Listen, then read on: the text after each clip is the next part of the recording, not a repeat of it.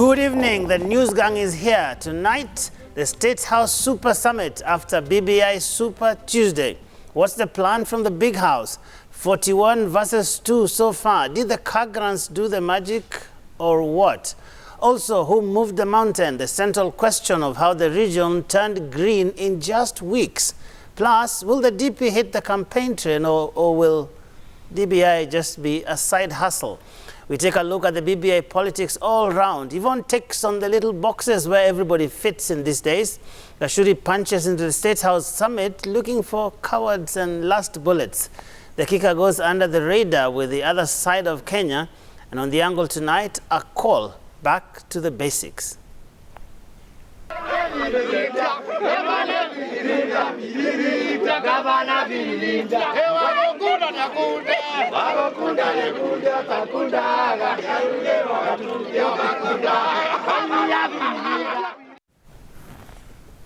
All right, so Yulanzale is the sign language gangster tonight.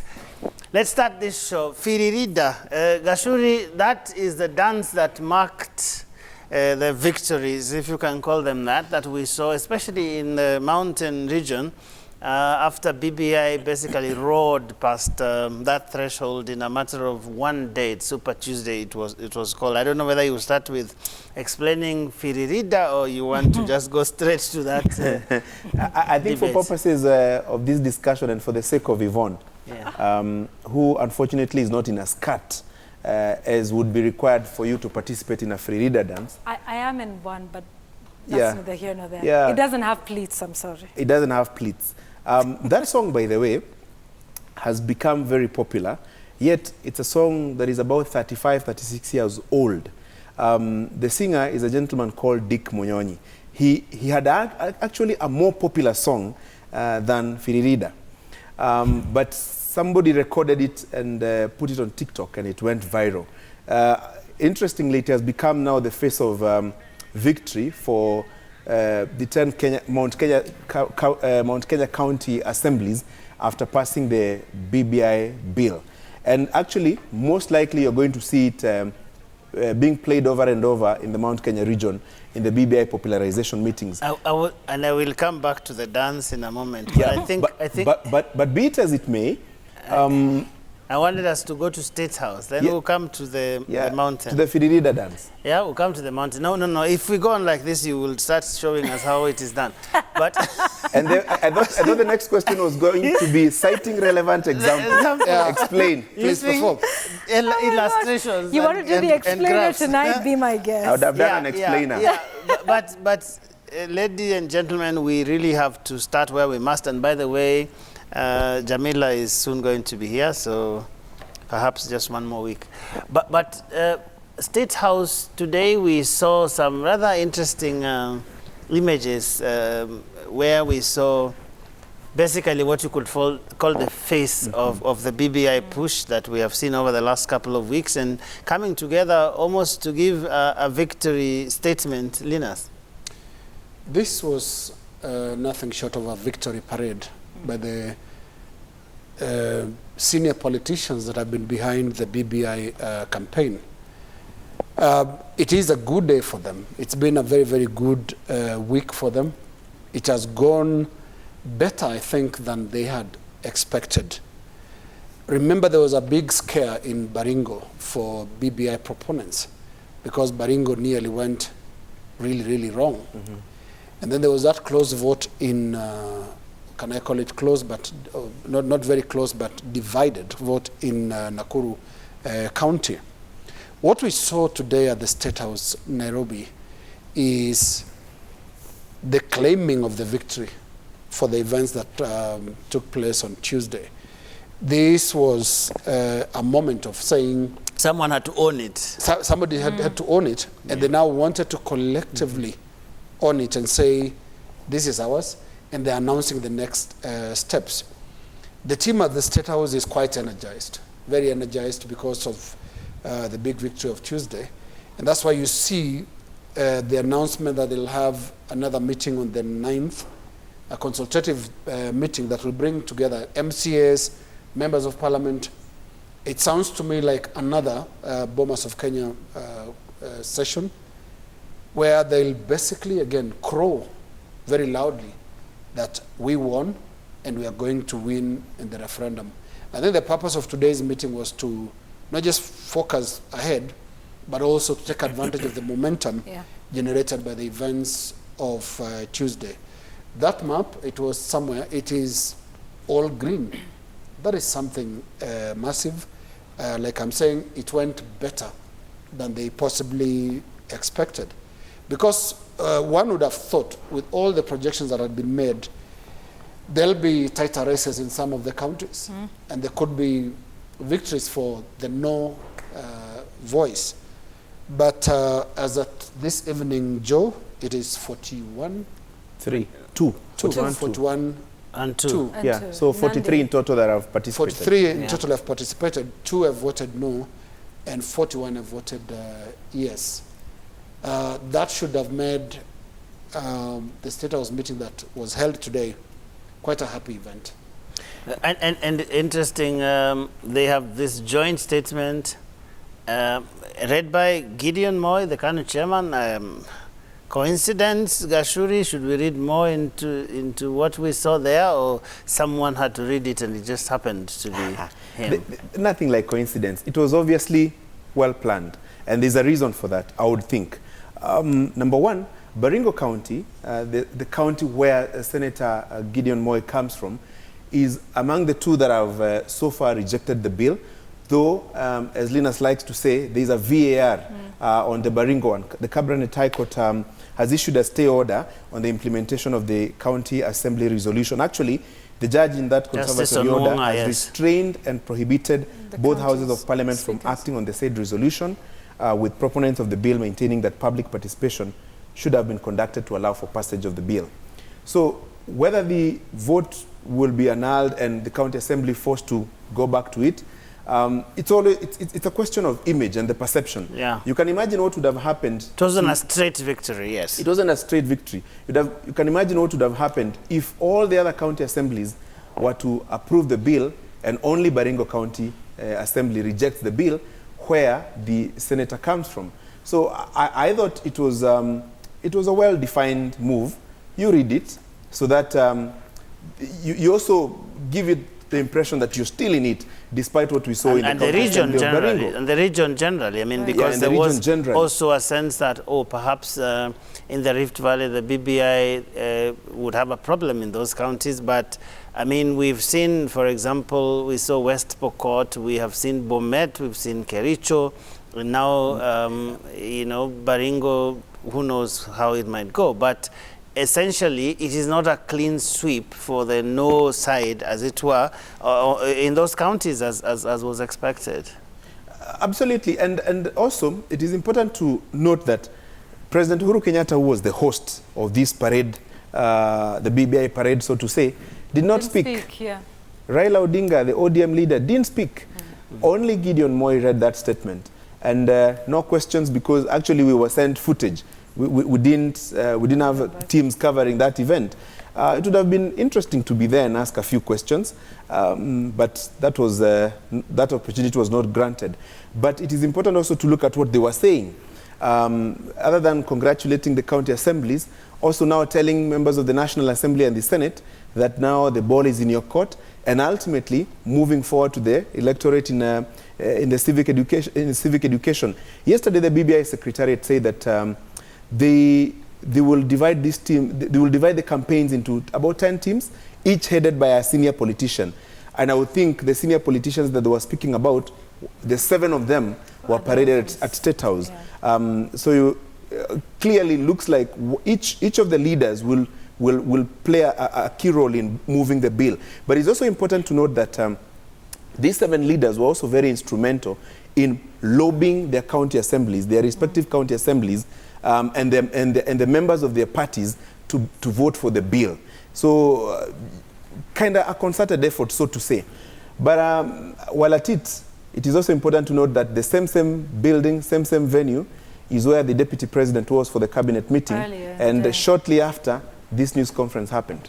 Yvonne, what did you make of the whole thing? Yeah, I mean, I think it's showing us the leading lights of this. Like you said, you know, we saw them campaigning, and all of them, not just political party leaders, but sort of representing different regions of the country. And, you know, just telling us now what we will start to see a lot more of when it comes to the campaigns and, you know, Western Kenya and, you know, the Eastern region and the Rift Valley as well.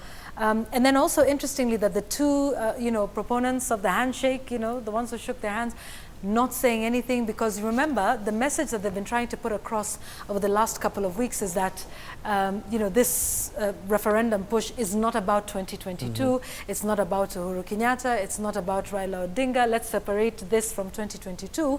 And because they have been seen as perhaps big deciders of the 2022 race, so you choose somebody else to make it seem like this is something that is owned by you know, a number of other leading lights other than the two proponents of the handshake.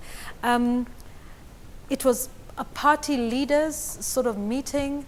Would it have been nice to see the deputy president? Well, interestingly, I mean, but I think, like you said, he was there for a cabinet meeting a little earlier and then ushered out, and, you know, this is strictly for party leaders that I'd like to say. And also just giving, you know, Gideon Moi the props, considering what happened in his county, his home county, just was it last week? Yeah, or the week before. So yeah, so some interesting things that happened there, I think, for me. But it was what happened, I think, before this with the other leaders, and I guess we will talk about that, you know, following Super Tuesday. Yeah, but I think it also showed, in my view, or at least signaled that this is going to be a big campaign. Yep. It's not just going to be, you know, the counties are past it and therefore they will just go home and sleep and wait for a vote. I think the parade that we saw there actually signifies how seriously they are taking this, and that they're actually going to throw everything they have at big this guns. Thing, because they have basically now essentially staked all of their names and everything that they carry on the political scene, including their parties, yes, into this thing. So I think that what we are going to see is actually a massive rollout of, you know, a huge national campaign to push this thing through. Yeah, and Joe, what can also be observed today was something that we can read, caution or being careful in the tone and manner of today's event. It wasn't exactly a chest-thumping exercise, because it seems they do recognize now it's moving to the next stage, and the next stage involves an all-out election-like campaign, taking this to the referendum. Will there be a formation that will say, we are going to campaign against the BBI bill directly with the people? Because we've seen some politicians also suggesting that now we are through with MCAs because you control the county assemblies. There was inducement in manner of car grants. Now let's take this to the people. So I could see caution also in the tone and manner of today's event. You could clearly tell that these leaders know that there is a next stage, and the next stage can be even more hotly contested than the county assemblies, because this involves people. It involves, like I'm saying, an election-like full-blown campaign. The campaigns against BBI began a little earlier. Right from the point of handshake to even collection of views, BBI 1, BBI 2, the ground has been, or was being prepared for rejection of the process. You remember all the stories that were said about what the intention of BBI was before this discussion came into the fore. You remember all those detailed write-ups that were doing rounds in WhatsApp groups about what is contained in the bill, and then the first document came out, some of the things that were being said were there, were not, and so on and so forth. So the suspicion began a little earlier. And so these 7 leaders, when I looked at them and their demeanor, their body language, could tell you that there's some caution, as you say. And the caution is as a result of what is on the ground, what is happening on the ground. MCAs are about 2,000, because we have 1,450 wards, plus another 900 or thereabout nominated. it was easier to deal with a small group of people, about 2,000 or thereabout. Yeah. So now, this is now where the real contest begins, because the Constitution requires that at least 20% of the registered voters in at least 24 counties must participate in this process. So in a country of about 20 million registered voters, you're talking about 4 million people must participate. So there's need, and there will be a need to, first of all, lobby people and, explain to people why they should turn up and vote. Because if less than 4 million people turn up to vote, then you have a problem. The proponents of the bill have a problem.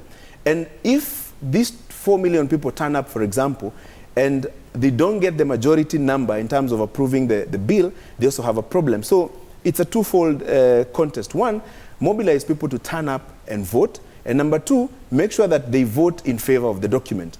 Obviously, the question of car grants and the goodies that were thrown in the direction of the MCAs came to bear. And there was also, how do I call it, the carrot and stick. On one hand, you have the car grants and the goodies, but on the other hand, you had the big stick, especially facing the nominated MCAs that pass this thing, or else the consequences will be here. Yesterday, during the news conference at the Secretariat, and I don't know whether Roba has that soundbite, Junet Mohammed spoke quite candidly about the question of car grants, because it remains one of the more dominant issues that have emerged during this contest. The MCAs voted for 35% devolution. They voted for ward development. They voted for representation. Because now some of the MCAs, by the way, if this document passes, will become CECs. They will become ministers in their county assemblies.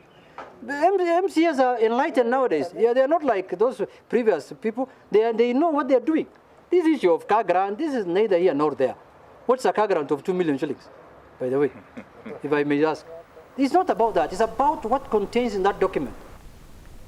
Now, the real test of this pudding is out there when the public gets to interact with the document. But I really would like us to talk about that briefly, because we need to take a break. That on Tuesday, because we call it Super Tuesday, it was called Super Tuesday in this country because of just the kind of avalanche it ended up being. Mm-hmm. I mean, you have 27 counties voting on that day, and all of them voting to approve this document, and basically crashing past that threshold of 12, because we went of 24. We went into that with 12, and we needed another 12, right, and we got 27 on that one day. Was this coincidence, Linus, that somehow 27 counties all woke up and said, this is the right day to take this vote?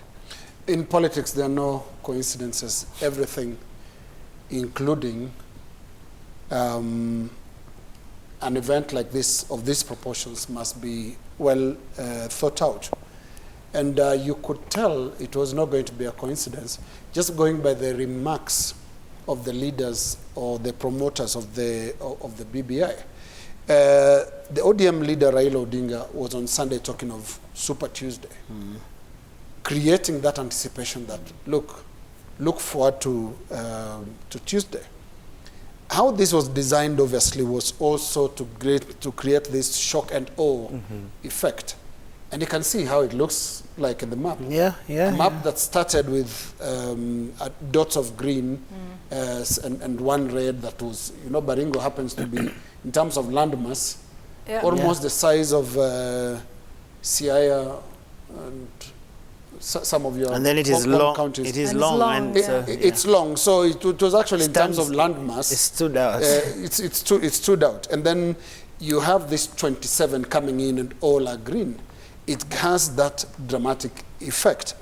Now, what is the political effect of that as well? It kills, really, it's a big hammer for those against, because you have this avalanche of green coming in, and it's overwhelming. So and actually, our map needs to have Turkana and Wajir as green as well, because they have since gone green too. Yes. Right. And look, from the optics, the visuals that we have, to the narratives that then followed. Look at our news headlines, look at the newspapers' headlines, all of them talking of this avalanche of green. So politically, you create a narrative and then you give it momentum. So Super Tuesday They borrowed this from the US presidential primaries, where normally a number of states vote at the same time. And candidates... And it's usually a Tuesday, actually. It's usually a Tuesday. It's usually a Tuesday. And it ends up actually shaping the race properly. The victor or the front runners emerge from Super Tuesday. Yeah. And this has had exactly the same effect.